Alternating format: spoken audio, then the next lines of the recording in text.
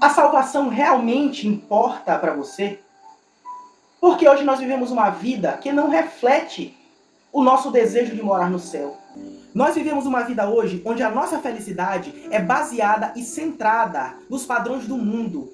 Nós só somos felizes se nós tivermos uma casa boa, ou nós só nos alegramos quando compramos um carro bom.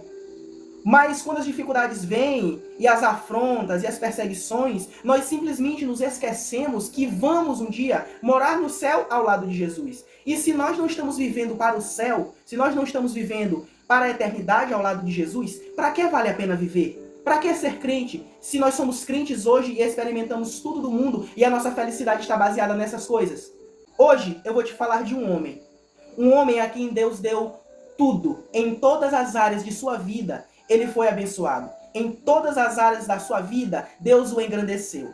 E eu vou te provar que nada e nenhuma dessas coisas trouxe felicidade para esse homem. No livro de 1 Crônicas, capítulo 25 e versículo 4 em diante, diz assim: dos filhos de Emã, Buquias, e Matanias, e Uziel, e Sebuel, e Jerimote, e Ananias, e Anani, e Eliada, e Gidate, e Romantiezer, e Jobexaza, e Malote, e Roti, e Maziote. Todos esses foram filhos de Emã, profeta do rei, nas palavras de Deus, para exaltar o seu nome. Deus lhe dera a Emã 14 filhos e 3 filhas. Todos esses estavam ao lado de seu pai, no canto, no louvor da casa do Senhor, com saltérios e harpas e alaúdes, para o ministério da casa de Deus, ao lado do rei, de Asaf, de Jetudum e Emã. Dificilmente você vai ver alguém falando dele, mas esse homem foi um dos homens mais abençoados e engrandecidos por Deus que já pisaram na terra. Para começar, ele era neto do profeta Samuel. Ele vinha de uma linhagem de sacerdotes e profetas. Ele era da tribo de Levi, algo que na cultura da época já era algo, vamos pensar assim, já era algo importante. Ele já tinha moral diante da sociedade por ser sacerdote. E além disso, ele era neto do profeta Samuel, que julgou o povo de Israel por quase 60 anos. Às vezes, quando você vai na rua, algum amigo do seu pai ou do seu avô encontra você e te dá um abraço, e te trata bem por você ser neto de alguém querido. Imagine como esse homem era querido diante da sociedade. Ele era o neto de uma das pessoas mais íntegras e mais queridas que já tinha passado por Israel. Além de tudo isso, a palavra diz que ele também herdou a profecia. Ele era o profeta do rei. Muitas vezes na Bíblia nós vemos Davi, os textos dizendo que Davi consultou a Deus para saber se faria alguma guerra ou se deveria fazer algo para o Senhor. E muitas dessas vezes a pessoa consultada por Davi era o profeta Emã. Ele era um profeta que estava na presença do rei e fazia a intercessão de Davi a Deus. Um homem que era sacerdote, profeta diante do rei. Mas não era só isso. O texto que nós lemos menciona que Emã tinha 14 filhos e 3 filhas. E todos eles eram cantores da casa de Deus. Louvavam a Deus com harpas e com uma quantidade enorme de instrumentos.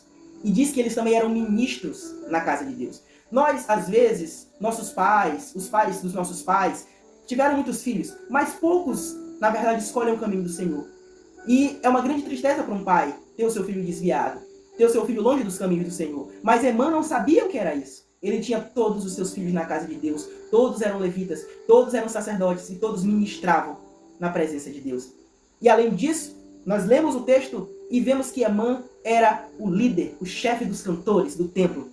Todos eram subordinados a ele. Então perceba, um homem que tinha todas as esferas da sua vida abençoadas por Deus. Um homem como esse não tinha nada do que reclamar, nós podemos pensar. Mas quem escreveu essas coisas sobre Emã foi o autor de Crônicas, que possivelmente pode ter sido o sacerdote Esdras, que viveu centenas de anos depois. Era uma visão que os outros tinham sobre Emã.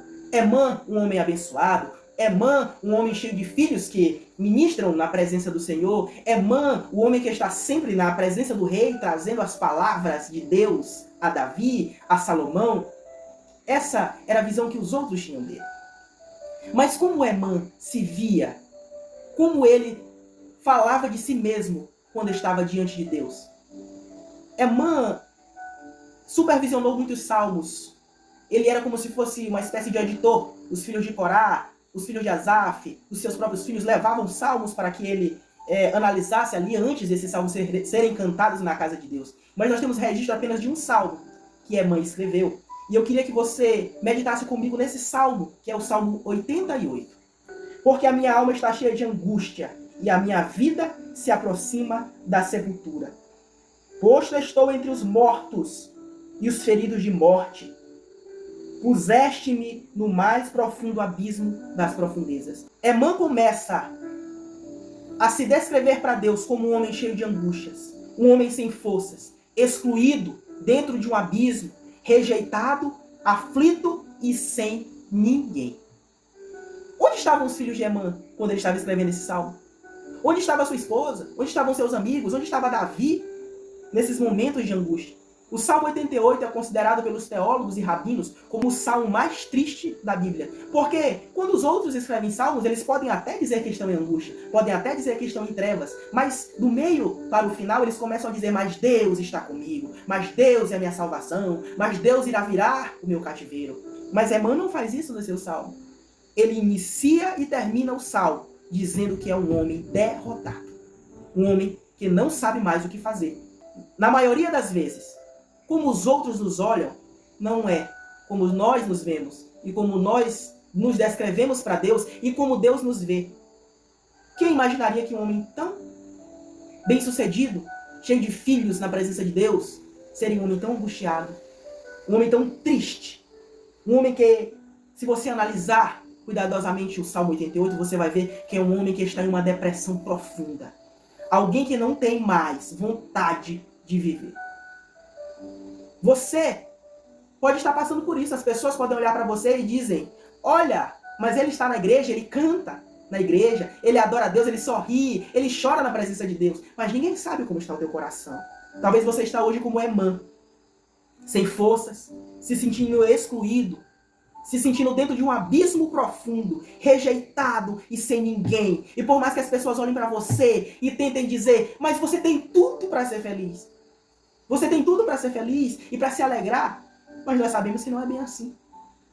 Nós sabemos que as alegrias, elas são passageiras. E eu retorno à pergunta que eu fiz no início desse vídeo. Por que a salvação não é suficiente? Porque Deus tem que nos dar coisas para que nós sejamos felizes. Perceba que Emã não termina esse salmo dizendo que vai ser virado do seu cativeiro. Mas quando ele inicia esse salmo, ele diz: Deus da minha salvação. Apesar de todas as dores, apesar de todas as angústias, apesar de todas as lágrimas e sofrimentos, Emã levantava seus olhos para o céu e dizia: Deus da minha salvação. Mesmo que o Senhor não me cure, mesmo que o Senhor não me dê a cura dessa depressão, mesmo que eu passe o resto dos meus dias em angústias profundas de morte, Deus da minha salvação. E hoje eu quero te convidar a não viver mais uma vida centrada nos padrões de felicidade do mundo. Por mais que nós passemos lutas, dificuldades, perseguições, aflição, solidão, olhe para o Deus da tua salvação. Como Abacuque disse: ainda que a figueira não floresça e o produto da oliveira minta e não haja fruto na vide, todavia eu me alegrarei no Deus da minha salvação. Regozije-se na salvação. Você pode até passar as maiores angústias, tribulações, guerras hoje. E Deus pode não te dar vitória disso amanhã, e nem depois da manhã, e nem nunca. Você pode morrer e não ver. E não se ver saindo desse estado. Mas alegre-se, porque o teu Redentor vive. A salvação te aguarda. O céu te aguarda. Viva com essa esperança. Nossa esperança é a sua vinda. Alegre-se nessa esperança. A salvação é a tua maior alegria.